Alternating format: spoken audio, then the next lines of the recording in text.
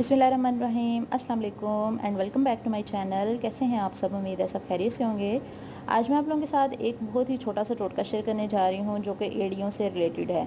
जब एड़ियां फटना शुरू हो जाती हैं और उनकी स्किन ख़राब हो जाती है तो हमें क्या करना चाहिए, क्योंकि ख़वातीन को बहुत परेशानी का सामना करना पड़ता है। इसके अलावा शर्मिंदगी का बाइस भी बनती हैं जब एड़ियाँ फटना शुरू हो जाती हैं।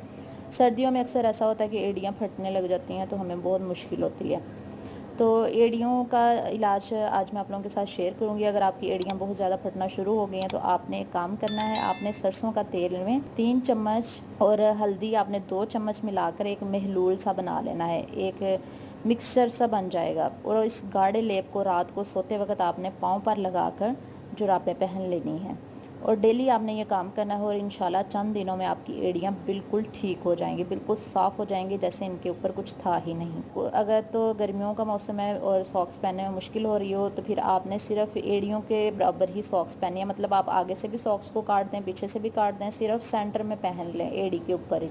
तो इस तरह इंशाल्लाह आपकी एड़ियाँ जो है वो चंद दिनों में बिल्कुल ठीक हो जाएंगी। इसके अलावा अगर आप ब्लीच भी लगा लिया करेंगे उससे भी काफ़ी फ़र्क पड़ जाता है। ब्लीच जो आप लोग फेस के लिए यूज़ करते हैं बाज़ार से आसानी से उसका साशे मिल जाता है, 10-20 रुपए का वो साशे मिल जाता है। तो वो भी अगर आप एड़ियों पे लगाना शुरू करें 2-4 दिन के बाद आप हल्का सा लगा लें तो इंशाल्लाह थोड़ा थोड़ा करके फ़र्क पड़ना शुरू हो जाएगा और एक हफ़्ते में ही आपकी एड़ियाँ बिल्कुल ठीक हो जाएंगी। क्योंकि जो ब्लीच है वो एड़ियों को भी ठीक करने में और पाँव को साफ़ करने में भी मददगार साबित होती है।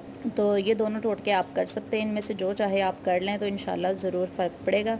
तो ये तो थी आज की वीडियो, उम्मीद है आपको पसंद आई होगी। अगर वीडियो अच्छी लगी हो तो इसको लाइक कीजिएगा, ज़्यादा से ज़्यादा शेयर कीजिएगा और अगर आप मेरी मज़ीद इन्फॉर्मेटिव वीडियोस देखना चाहते हैं तो मेरे चैनल को सब्सक्राइब करना ना भूलिएगा।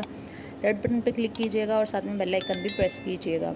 फिर मिलूँगी इंशाल्लाह एक नई वीडियो के साथ। अपना बहुत सा ख्याल रखिएगा और मुझे दुआ में याद रखिएगा। अल्लाह हाफिज़।